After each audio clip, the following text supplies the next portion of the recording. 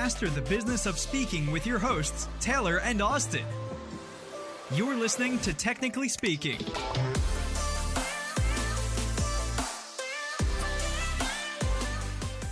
Welcome to another episode of Technically Speaking. We're your hosts, Taylor and Austin, and in today's episode, we're talking with mental health speaker and ghostwriter Cindy Tschosik. And when Cindy isn't on stage, she ghostwrites nonfiction books for psychology professionals, mental health influencers, and performing artists to share their expertise on mental health topics and their journey to mental wellness. As a certified ghostwriter, Cindy knows firsthand what it takes to write a book that's engaging, successful, and communicates the value that one hopes to provide when writing a book. And in this week's episode, we're talking with her about what it's like from the author's perspective to hire a ghostwriter, why it can be more beneficial than writing a book yourself, and honestly, to remove some of the fear people may have when considering hiring a ghostwriter. So as always, stick around until the end for some awesome resources Cindy has, and we hope you like this one. Boom. All right. I think we're live, right? We live? I think we're live. I don't know. We're going to do it anyway. Woo! How funny would it be if we just recorded this whole podcast and then none of it actually was Well, bad for editors. as it goes. We're going to have a fun conversation no matter what. Who cares about recording the podcast? We're just here with Cindy. Yeah, that's right. Yeah, we've been looking forward to this one. So thank you for joining us today. My pleasure. Not only are we really excited about this topic, as is our audience, we're really excited about you. You're just a great human being. So thank you for joining us. Yeah. Yeah, totally. It's all smoke and mirrors. Yeah, it's everybody. So yeah, we're just going to pretend that I'm a ghost. Right. That's right. So we're definitely going to dive into this. We always do a little bit of digging about our guests prior to the show. And we have the benefit, we've been working together for a couple of years now, so we know you pretty well, but we always learn something new when we do this research. We're on your site and we saw, obviously you live in Chicago. So yes. Holla, I'd be interested to hear your favorite deep dish place. But you mentioned that in Chicago, you live there, but you also like hiking and traveling and writing on the beach was one of the things that you mentioned. And I just am trying to figure out how the writing on the beach thing works in Chicago, because I don't think there's a lot of beaches in Chicago. Yes, it definitely. Well, I mean, there are beaches in Chicago at the lake, but I don't frequent them often with my laptop. Writing on the beach is more like reserved for places like Turks and Caicos and Mexico. Now we're talking. Those types of things where they have the pool with the beach with the ocean. Yeah, that's right. That's how it is. A lot more sense. Yeah, and I'm in any one of those sections, and as long as they're serving me my lunch and my beverages. Emphasis on beverages, please. It's actually been my retirement dream for a long time to just ghostwrite books on a beach. And when I streamlined from having the marketing agency for 5 years to ghostwriting full time, I'm like, okay, I'll do this now and I'll get the beach later. So the beach is coming.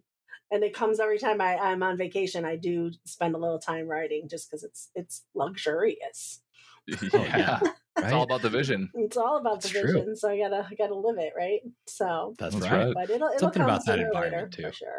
For sure. For sure. Okay, so what's your favorite beach to write on? Is there like a top of the class sort of situation? Grand Turks is the best. That is where I wrote my first blog. And officially my first blog as a ghostwriter full time. And that's my favorite place on earth. Some of my ashes are going to be spread there, but don't tell anybody. Wow. Yeah. Well, we'll do our best. You did just publicly state this on the internet, but oh, that's awesome though. I'm actually going to Grand Turk for my first time this year. You're going to have to, maybe we can have a sidebar at some point. You can tell me the fun things to go do. That's my favorite place on earth. It's gorgeous. You're going to love it. It's gorgeous. Oh, gorgeous. That's awesome. Yeah. Oh, man. Okay. Well, now you know, people, if you're going to the Caribbean, then Cindy's the person to talk to. So that's right. Well, yeah. So we want to dive in. Obviously, as the title of this episode suggests, and as you already sort of hinted at, we're going to talk a lot about ghostwriting today. Mm-hmm. But before we fully segue into that topic, I just want to point out that like you're kind of a fascinating character to me, since you have sort of two pillars to the business. You do the ghostwriting, Mm-hmm. but you're also a professional speaker, and you speak Yes. on mental health and wellness. And Right. so, like, how did those two things separately come to be? And I'm also sort of curious which one came first. It's like the chicken and the egg. No, it takes a village, right? And so the ghostwriting evolved from my marketing agency back in 2018. So when I opened So Connected, it was a marketing agency, full service. I served speakers, therapists, coaches, and business owners.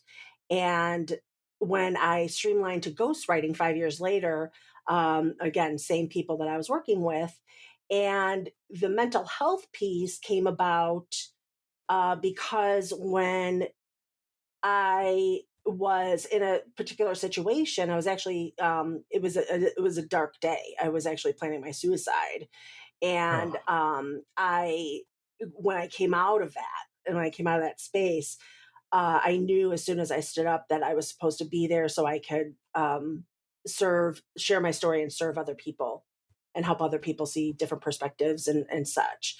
And then, so I knew at some point I would be speaking about it.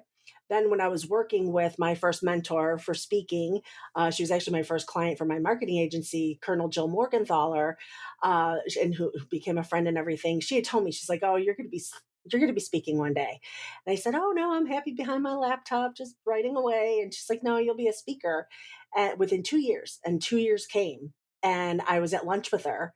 And I told her, I said, "Yeah," I said, I'm going to share my mental health story. I'm going to start speaking." And this was 2019, probably 2018. And then she said, "Oh," she was so excited. And she said, "Oh my gosh," she's like, "I'm going to be your coach. I'm not charging you anything. I want to make you the best speaker you could ever be." And I was flattered, because like she was who I wanted to be on stage. Unfortunately, 3 weeks later, she was in the Caribbean and died after a scuba diving session. So, and she was a very, very experienced scuba diver. So it was, it took the wind out of our sails for sure at NSA Illinois, and anyone who knew her was just devastated by it, because she was a force. She was awesome. So she was kind of the one I was hanging out with. And when you rub elbows with, the people that you like and you enjoy being around, they kind of rub off on you, and you become a speaker. So, but the ghostwriting definitely came first, and then the speaking, and now it kind of, and then another part of the village was that, a couple years ago, right after COVID, I was like, right when COVID started, I started wondering like what my brand should be. Should I have two websites, one for speaking, one for writing services? And Peggy Echevarria from NSA and her own company was my coach, and she said, "Well, Cindy, why wouldn't you?" Because the speaking was all on business books mostly, and then the ghostwriting was on business books. The speaking was on stage for mental health. And she said, "Well, why don't you just write books for people with people that are professionals in mental health and wellness, and influencers, and those type of people?" And I said, "Oh my gosh." So she helped me mold it, right? Because some great ideas we can't come up with on our own. So then I blended it, and that's what I did. Was I speak on mental health. I also speak on how to write books. Obviously, that's why I'm here today. But then I also, and then I have my writing services and author coaching services. Yeah. Wow, man, that's so cool. Yeah, that's how it came to be. So awesome that you attribute this to those people that have influenced you too. Oh, It does take a village. And there's sure so does. many. There's so many people that have helped me through the years. It'll be 9 years this year, and I wouldn't be here standing and in the business still if I didn't have the right supporters and coaches and models and encouragement from all the professionals around me, and supportive people like you guys at Speaker Flow who help with the tactical and logistical stuff. I mean, it takes a village to be successful and keep your business going and expanding and growing. So I'm grateful, eternally grateful for everybody who's touched my life. Yeah, man, for isn't sure. that the truth? I think all of us, Mhm. take a second if you're listening to this and just feel that appreciation for the people that have Mhm. helped you get where you are. Because, man, I think Mm. it's really easy to go through life without stopping to be Oh grateful. So, gosh, thank yeah. you for being a Yeah. model in gratitude for us here. Oh, for For sure. Yeah. sure. Yeah. So for the ghostwriting, like it sounded like you kind of started like in the marketing space for ghostwriting, right? I Like you did. said you like yeah, so the blog so how did that transition into books? Like is that pretty natural that You happened or like know, where was the bridge there? yeah, I've always wanted to be a writer, and I always thought books would be kind of cool to write. And my English teacher told me I'd be a writer. So when I offered the marketing, when I had the marketing agency, yeah, I was writing, I was copy editing and copywriting content for websites. I was doing marketing materials and brochures, media kits, one sheets, all that stuff. And then I was also Yeah. ghostwriting and editing articles. So that was like what I was really, well, that's where my greatest strengths are, is the writing piece, right? Every job I've ever been to, I've been the assigned writer. Um so it just kind of evolved from there. And then when I was still in my marketing agency in 2016, I mentioned to my esthetician that I was a ghostwriter, and she said, "Oh my gosh, my whole dream in my whole life has been to write a book." And I'm like, let's go. So we did. And then she referred me to somebody. And so those 2 years, I had two new book clients. And so by that was 16 and 17 and 18, I'm like, let's just do this full time because I'm loving it. It just was everything I ever wanted, to be able to do, just not with a beach yet. So, and then, Yeah, that's so then after 5 years of the marketing agency, I streamlined because I was getting to the point where, like, if I was going to continue with web development, there was so much new stuff I needed to know. And I was kind of like, yeah, oh man, it was it's the whole fast. story brand movement. And I'm like, I really don't want to learn story brand because I was really involved. I like the writing. And it's ironic because now I just hired a content writer last week who's, I just told you guys, is certified in story brand, and she's writing my copy for my new website that's coming in June. That came full So, circle, huh? Yeah, yeah, that's full funny how that circle. works. Yeah, exactly.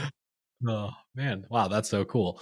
So I Yeah. mean, it sounds like it kind of started just like with your natural gift, and then the right opportunities presented themselves, and you Yes. said yes, as great entrepreneurs do, and Hmm. that's translated into the very successful business that you have today. Thank you. Yeah, Did I get it's that about right? What a cool following the journey. breadcrumbs, God lays us Yeah, breadcrumbs along the way, and we need to follow them, because if we don't, the plans aren't as grand as we hope they be. Oh yeah. A mentor of Taylor and I's used to say that luck is created when preparation meets opportunity. Seems like Yes. you're a case study in that principle. Oh, And not thank to say it, you. That, luck, yeah. I hate that word a little bit because it seems almost cheap because it's What's not. that? The Preparation? preparation, that part is Oh, that hard, right? part. But the yeah, luck part, like that, I don't know if that's actually the right word, but you Yeah, seize the day, you seize the opportunity. absolutely. that's So right. Absolutely, for respect. sure. Yeah, that's awesome. So, um, I feel like I sort of understand this, but maybe not as much as I could. Like, can Mhm. you really help us understand, like, what is ghostwriting? Like, what is that Oh, as yeah. it relates to somebody who's writing a book? Right. It's a little tricky for some people. They don't quite grasp it, but basically what it is, it's, when an author wants to write a book and that particular author may not have the time because they're busy running their business, which is where they really should be. They don't feel confident in their writing skills, or they just hate writing like I hate math. Right. So they hire us to basically lend our skills of writing so that they could get their book done. And it happens through, I always start off with a discovery process to really deeply get acquainted with the author and the book and what they want for the book. And then also how, because I have a speaking background, I've been with NSA for, gosh, I think 5 years now too. Um, if they're a speaker or they're doing something with it from a business standpoint, we map out in the strategy session what those goals are and what they want to do and how they're going to use the book. And so that's really, really super important, is kind of to start with the end in mind. So once we get through the discovery and strategy process, then it's a series of, by the time we have the strategy, we have the goals set for the reader, the author, and the business. And then we map out I call it the table of topics, because I don't consider it a table of contents until we kind of have a firm grip on, what is the content about, because we have to remain flexible in it, because chapter 1 may become chapter 7 and vice versa. And so once we have our table of topics to write on, then I interview them based on what that topic is. And then we go through a series of edits, and then we move on to the next chapter, and so on and so on. Wow, Man. that's a pretty methodical process. That's awesome. Very straightforward. Do you find I could imagine this as like as you were kind of telling the story, I was thinking just about like myself included in this, but I can imagine it can be pretty unclear. Like an author has like a goal to write a book. You got that Hmm. inspiration they want to Hmm. write. It can be kind of, I would imagine, for some, pretty unclear of like what that book actually looks like. So I can For imagine sure. a lot of your job must be kind of chasing the squirrel, if you will, trying to pull Yeah. in all of these ideas to have like a common thread. Like what's that process like for Well, you? it's part of the discovery, and sometimes I do visualizations and say, okay, when you visualize, you want to write a book, you might have a concept. They may not even have a concept, but they know they need to write a book to better their business and expand their Sure. opportunities in their profession. And so through a series of interview and questions and getting to know them, I can come up with some suggestions on what we can work with. And then also visualization, like they know they want a book. If anybody wants a book, they have some kind of visual in their mind of what it looks like. Is it medium size? Is it small size? Is it hardcover, soft cover? What is it that's going to be important to them for it to look like? And so we start there. That's one of the things I ask right off the bat, because I want to know also where I could kind of steer them to what kind of publishing or who to publish with, or print, or whatever. Because if we're doing hardcover, that might be a publisher that does hardcover. Some publishers don't do Mhm. hardcover, they just get it up on Amazon.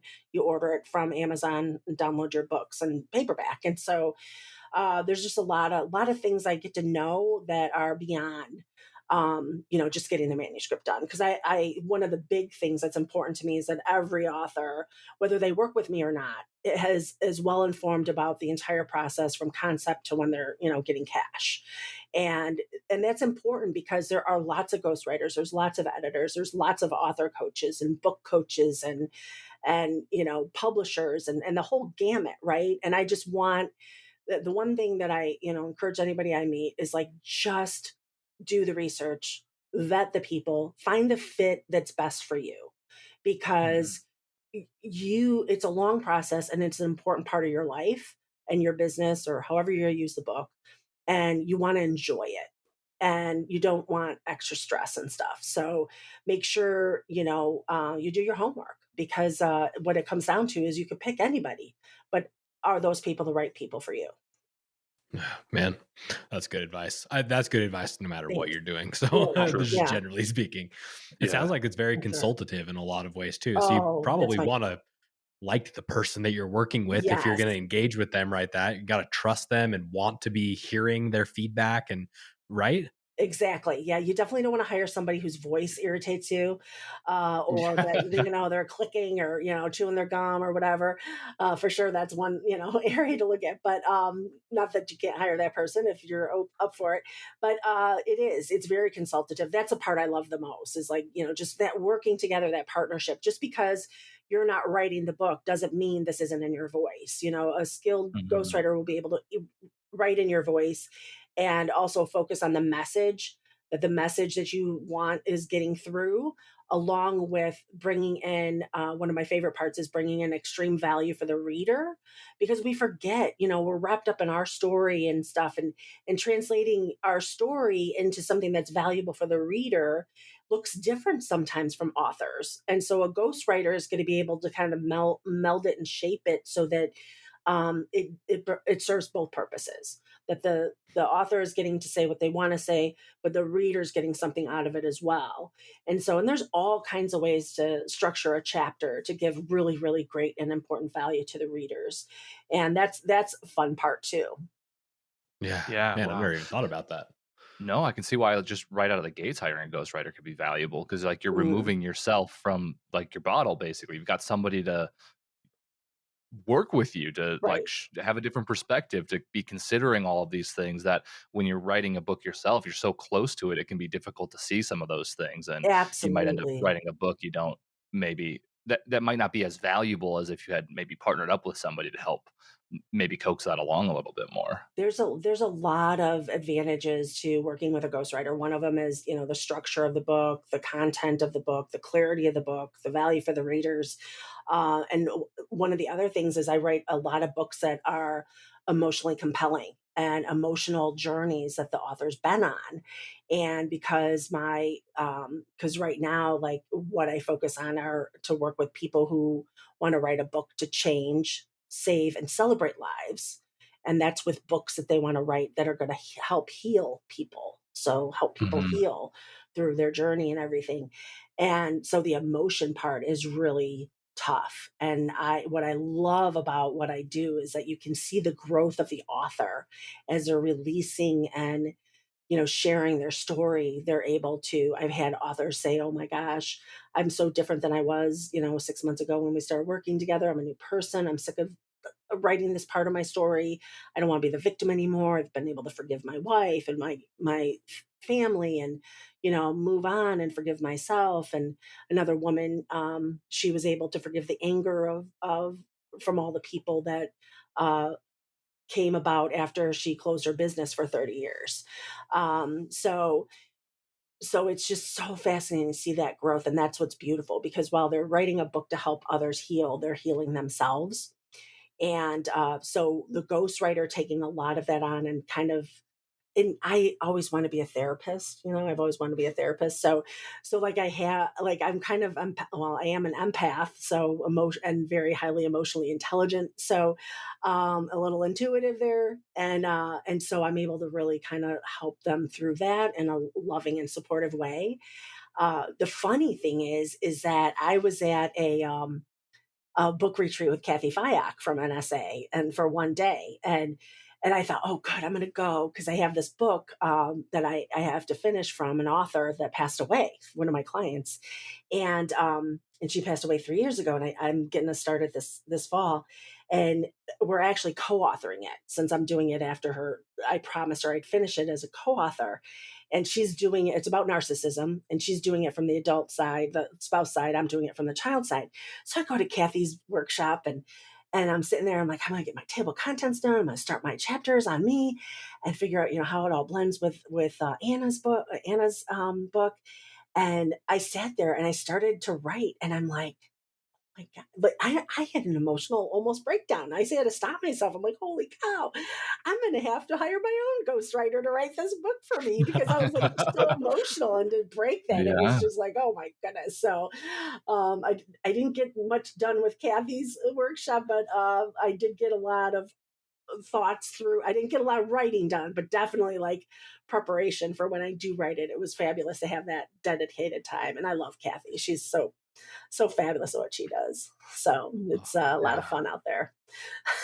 And you've really like kind of painted the journey that people go through on this process. Cause like I think at a high level, right, the idea of writing a book seems so simple. Like, and obviously, like we all know there's a lot of writing and thought process and organizing of thoughts. Like I think everybody takes that almost for granted as it relates for the book, regardless of whether or not the reality and expectations are matched. But what you just described is like this whole other like personal growth component that goes along with writing the book. It's like a self-discovery journey, because you have to really figure out what you think and feel, right? Like Right. I think this is one of the benefits of writing in the first place, is it makes you like get your thoughts out in a concrete way. Like this is actually what I think and feel. And I mean, it sounds like that can really be sort of an emotional roller coaster at times. It is. And it is. And it definitely is. And it's cathartic. It's beautiful. It's freeing. A lot of authors will feel like they're freed, and it's wonderful when we can take our own stuff. And this is where my passion comes from. Is if I can take my stuff from what I went through with what I talk about on stage is depression, anxiety, suicidal planning, and use that as a story to share with other people and make a difference in their life and give them different perspective, the lessons that I've learned, what I do now, the processes I take. There's just so much that we can construct, so many ways we can construct what we've been through, and how we can teach others to do it differently and better, and hopefully less painful.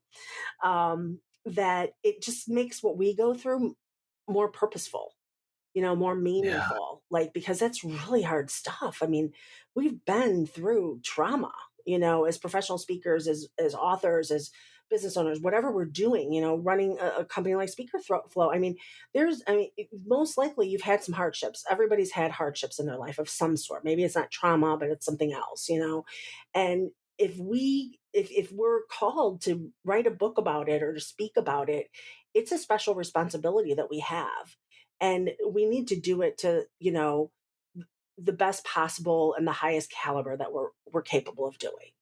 And that's what's really important in this whole process. And I don't know that every ghostwriter or book doctor or author coach operates like I do. I'm very I don't know. I like the closeness that we have. I like to know, like Mm. when I opened up my author coaching program last year, what was important for me was that it was a small group of authors. It wasn't like a big, everybody come to my coaching program, but it's just like 3 to 5 authors, and we get together and we meet every week. But what I did was I devised it so that it followed the same process I use for my individual ghostwriting authors. And and I love that, because that was the part I didn't want to lose when I coached, was that intimacy, close relationship, so that I know what they need and they know how we're going to do it, and then I can recommend things. And so I really love that connection. Well, my company's name is So Connected, so I love being connected to Convenient. people because it Yeah. feeds my creativity, it feeds my ability to write better for them. So that's how I operate. That's my internal process, and the gifts that I've been given as a writer and person, and you know um I guess creative Yeah, artist or for writer, or sure. someone, whatever you would call me. So yeah, that's really really important to me, is that connection. Yeah, Yeah, man. as you're like talking about this, I can imagine there's like some like fear potentially that people might have about like working with a ghostwriter. Not maybe because like they're concerned maybe that it wouldn't be as good or not, but maybe they're not ready. Maybe like they're not even prepared for the emotional journey. Like, Mhm. what are some of the fears that you come across with people who are interested in ghostwriting? It's the same fears that we all have when we're trying to do something new. So we're trying to build a new business. We're trying to become a speaker. We're trying out a new presentation. We're working for a new client. We're building whatever it is we want. And so you're fearful of the unknown. You're fearful Mm, that a lot of it is the same things. It's imposter syndrome. It's, that negative self talk. It's the self sabotage. It's not understanding that, or not believing in yourself enough that you have something important to say. I mean, I'm halfway through books with people and they're like, I don't even know if anyone's going to buy this book. I don't know that it's important. I'm like, what are you talking about? Of course it's important. First of all, I would never take a book on and an author on if I didn't think what they had to say was important for the world to hear. And second of all, I'm like, look at what you're giving us. Like, it's just incredible, right? Like what they've been through, and they're sharing and they're being vulnerable. And that's the other part, is like, how can I trust someone to work with me? How can I right. really be able to, dig deep and go to the depths of the darkness I've been to.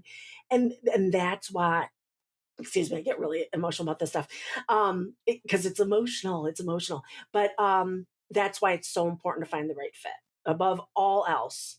Of the right fit of who you're going to work with and how Yeah. you want to work is what's most important.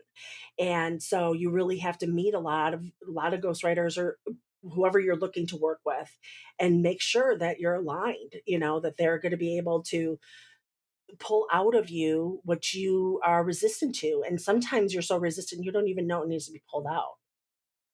Yeah, man. That's such great advice. I love how just real you are with Oh, this Mhm. process. I mean, there's thank you. no sales tropes or anything. And like, I know you're Oh, not here to sell yourself. In fact, probably people are very lucky to even get on your calendar, because I know that you are a very oh, busy person with a lot of people vying for your attention. But yeah, I mean, oh. you look at this process. I mean, well, and it's not even just like from a practical standpoint too, but like I can tell that you really just like what you do and you want to enjoy the process as well. And it's so important because it's such an important thing for the people that are going through the process with you or with It whoever it is is. that, Yeah. I'm kind of curious because like I really get the sense that that intimacy that you get between you and your clients is important to you. And you're a great person. I'm sure just your clients love that as well. I mentioned that there are some people that do want to be more or less close to the project though. So do you find that there are some clients that want to be more removed from it as opposed to very inclined? Like where's the balance there? Um,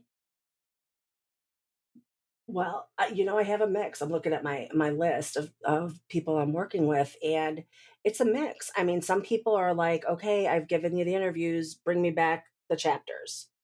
And then some people are like, they want to be part of that drafting process. They want to see it at certain intervals and those types of things. Or it'll be like if they're uncertain of the tone they want. I just met with an author yesterday, and I'm like, okay, so we've I've presented a couple of chapters to you. They were in a different tone. This tone, and starting the book off this way, is more in tune with like your real voice, right? So, and it's a little edgy, because she's kind of like straightforward. And I said, so it is a little bit, it might be a little rough around the edges. So let's see if you like this. And so until we get that tone fixed, they want to be involved, or I need them to be involved. And so when she read it, she's like, oh my God, that's exactly like me. She's like, I think you need Mission to soften it a accomplished. bit. So there's ebbs and flows, right? So some people are just like, write it and let me see it, in the first couple chapters, I'll always run by them because I need to make sure we're on the same page and everything. And then some people are just like, draft it, come back to me. And I try to do like 2 or 3 chapters at a time before I give it back to them, because it's just better to keep going in flow. And sometimes they're interrelated and you kind of want to know how it sequences.